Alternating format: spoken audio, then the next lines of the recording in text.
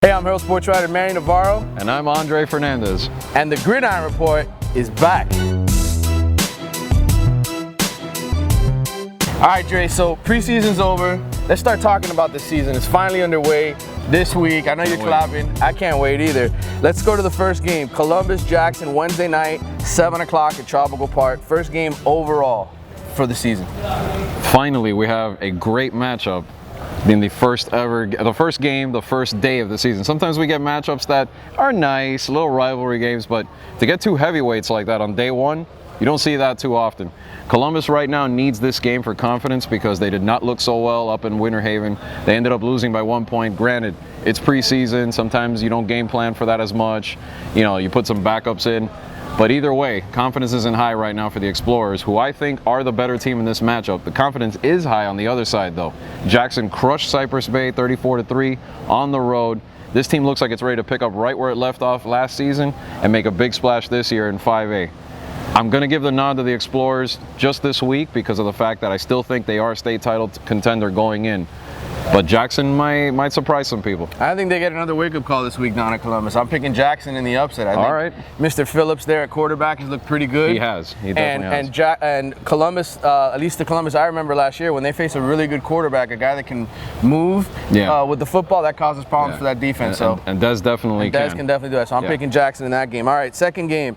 The Battles of the Borders Classic. Let's talk about that. It's up in Georgia. We got a bunch of teams going up. Coconut Creek, Hollandale, and American Heritage. Coconut Creek takes on Marist, 11:45 kickoff. Well, it's the interesting part is you have three Broward teams going up there for 3 games, all from the same district. So they can kind of get to see each other, watch each other up there. Creek starts it off. They had a good win last week. You can tell how big those 3 All-Americans are going to be for that team. They made the huge plays last week against a good Deerfield squad. Had an unfortunate incident happen with some shots in the crowd that ended the game early. But either way, the product you saw on the field is what you're going to see from Creek all year, and I think they can pull it off against that Marist squad. I agree. Dade County and Broward County usually go up there and win the majority of those games against Georgia. I know I saw somebody bragging online that Georgia went 3-1 against the state of Florida this past weekend in kickoff classics, but they didn't play anybody from down here. They didn't play anybody from down here. I mean, give me a break. All right. Hallandale's the second one. Hallandale, Cedar Grove. Hallandale beat Miami High last week. Pretty impressive, 36-21 final score, but it was worse than that. Right, it was a little worse than that. I know Miami High scored at the end, but we've talked about this Hallandale team at length, you and I, and just how they can be a Class 5A state title contender this year. Look at the receivers. There's no weak spots, it seems, on that offense. I mean, I don't know much about Cedar Grove. They weren't in the Classic last year, but I can't imagine they have enough to slow down this Charger squad. Tyler Huntley is going to be the best player in Broward County offensively this year. He's going to put up the best numbers. I think he's going to break some records this year. He's got 4 or 5 Division I receivers. That Hollandale offense has, I think, 9 starters back. I mean, he's going to break some records this year. I remember last year you asked me who I thought the best quarterback was in Broward, and I told you it's probably not even a senior. I think it's this kid Huntley from what I saw last year. Hollandale will win that game, and then American Heritage is taking on Stevenson, Georgia, 8:30 kickoff. Heritage already won a huge game this past weekend. No, tremendous game. I mean, they shook up the national rankings already. Now IMG has fallen, Central, teams like that. Heritage actually cracked the poll as I thought they would after that victory. They're number 18 right now by USA Today. They're not gonna rest easy just because of that, though.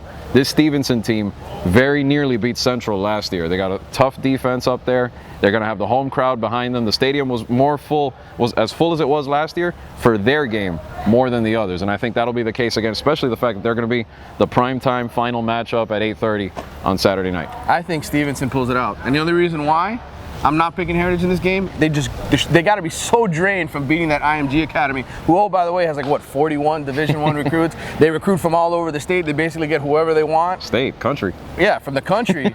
I think Heritage, listen, this is an important game for them, maybe in the national rankings, but this Heritage team going up on the road 2 weeks in a row back to back, they got to worry more about that district schedule in the regular season than some trip up to Georgia. And we'll leave it for this part for next week, but not just that. You realize then they're going to come home, and then they got DeMatha coming down here. Right. That same DeMatha team that I think we're about to talk about that's playing the Rockets. All right, well, first, before we get to that, how about Booker T, Washington, and St. Thomas? You saw Booker T in the preseason barely get by Citra at North Marion. I know this is a really young football team. Do they have any chance of keeping the streak going against St. Thomas? It would take a lot because I think it's a young squad. I mean, they had their moments where they just didn't, they turned the ball over way too much against North Marion. I credit their guts to hang in there, stay in it, pull this out with 5 minutes to go. You see the kicking game and the special teams are going to be a factor with Jose Borregales, who just committed to FIU. You see how they blocked the kick right at the end. But this is a whole different monster they're going to face with St. Thomas. I mean, North Marion, this is a solid squad. And that to me proves that Booker T is not done. They're going to have a chance to make a run at the Class 4A title, but they're going to be a little bit outclassed this week. Yeah, Roger Harriet gets off on the right foot, ending a 41-game winning streak. I wish we would have seen this game last year. That's all I got to say. I wish we would have seen this game last year. Last 2 years. With the weapons on both sides of those teams that were there before. All right, he mentioned DeMatha earlier from Maryland. They're coming. They're actually hosting Miami Central, the 3-time defending 6A state champs. This is a noon kickoff, ESPN on Saturday. So if you're looking for something to do, you want college football to start, tune in to Central DeMatha because there's a lot of superstars on both squads. Yeah, the college will be next week. I think this week the high school kids have a chance to show this off on national TV. We got a few games on national TV this weekend. This one reminds me of last year when Central went up to Hoover and was just kind of, it was two big matchups, two teams with very good defenses, still kind of trying to figure out, work out the kinks offensively.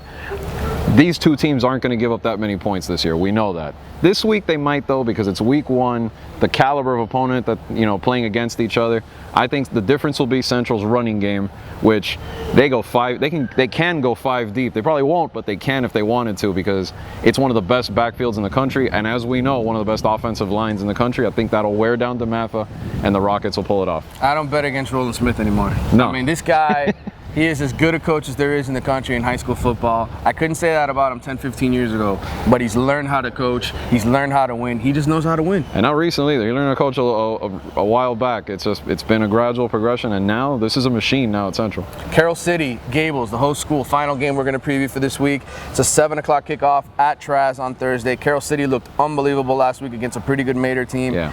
And then Gables, no slouch either, although they only played Ferguson, beat them 49-0. No matter who wins this game, these two teams, I see them both making the playoffs. They're both in tough districts against, for Carroll City, the big obstacle Central. For Gables, of course, it's Columbus.